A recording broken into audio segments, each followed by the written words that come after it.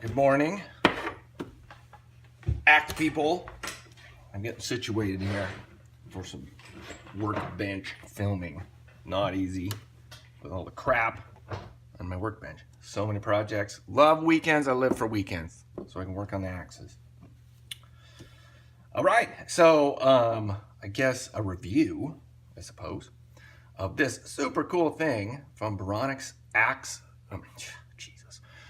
I think of them an axe company, they're not. It's Bayronyx Knife Company, all right? Little outfit on the internet. But that Ben, who owns it, actually produces sharpening stones. And he produces these axe pucks, okay?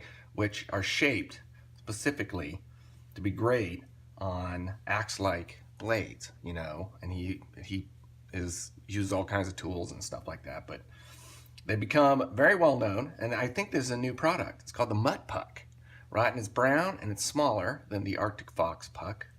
And Ben is reluctant to describe its grit because it's made out of, you know, I think maybe the leftovers of all kinds of different grits of stuff, you know, but it's a whetstone to be used with water. At least I always use the stones with water. And it's cool. So it's meant to be like a really early cutting stone, okay, with to shape your bevel.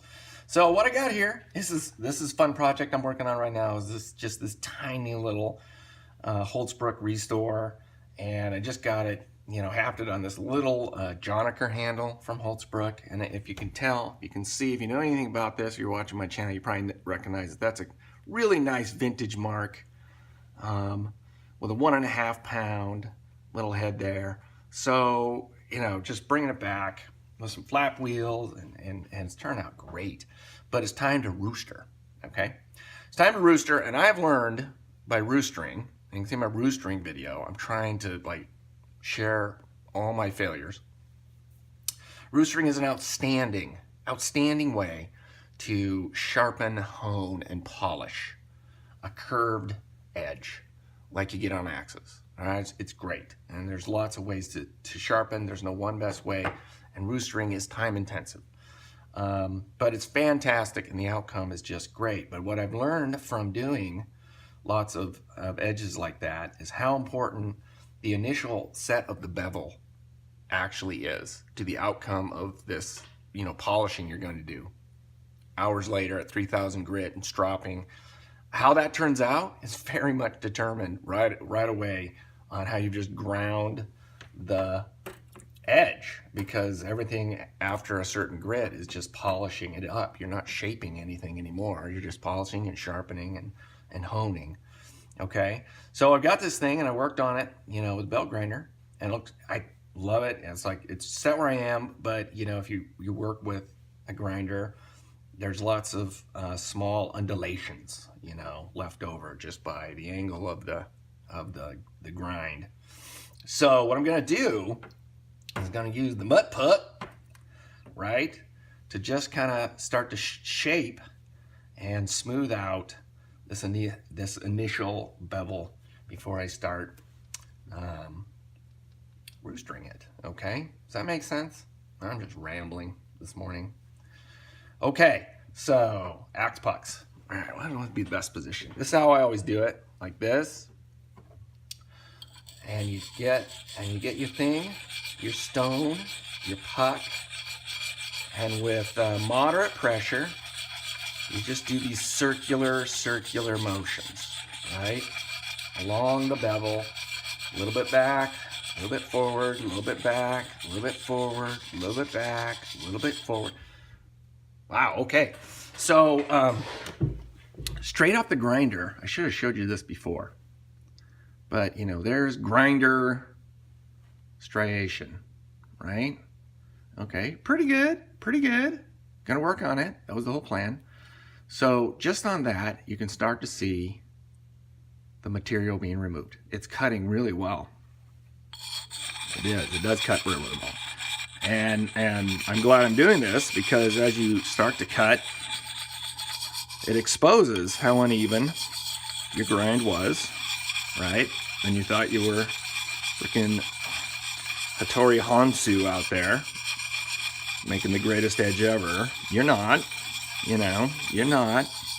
There's a whole terrain map of unevenness. And so when I go now to my grits and I start roostering with a drywall sander, my goal here is that this is smoother, right? This is smoother and less undulating. And I'm not too worried about the edge at this point, right? I can go out on the edge a little bit with some confidence because much work is yet to go. And you can see the slurry building up, right? And it builds up on the stone exactly as it's supposed to, and it's cutting great. It really is cutting great. That's good. That's cool, right?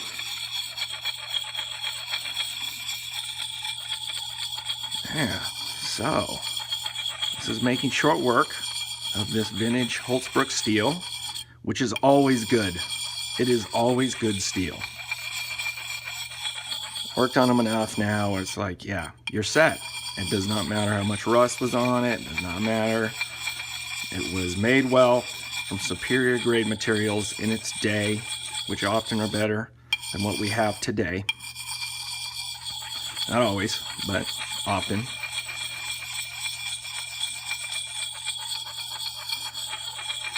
Big circles for the first cut, right? Big circles, taking it all off. Look at that. See, so it's just, I mean, it's just leveling that out really well.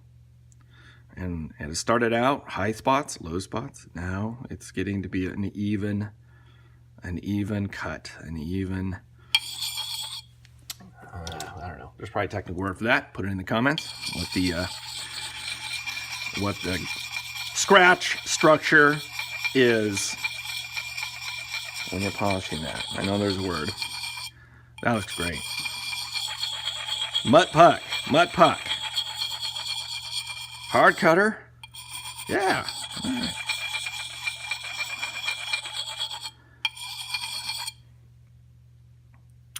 Wow. Okay. Yeah, that's really good. And you know, it's the puck motion, the round, I think makes it so great for axes. You know, it's you can do this with a file, you can do this with a bench stone, you can do this with any flat surface. But one of the things that makes for good, precise work is if the mechanical process of you doing it is fun. And this is fun. This is easy to do and not awkward. There you go. This is phenomenally better than when we started. And it's actually revealed things in the metal now that I can address with roostering. And when the polish is done, it'll look all the better. All right, Bayronyx. That's cool. Yeah, okay. Thumbs up, axe effect. That's what I'm saying.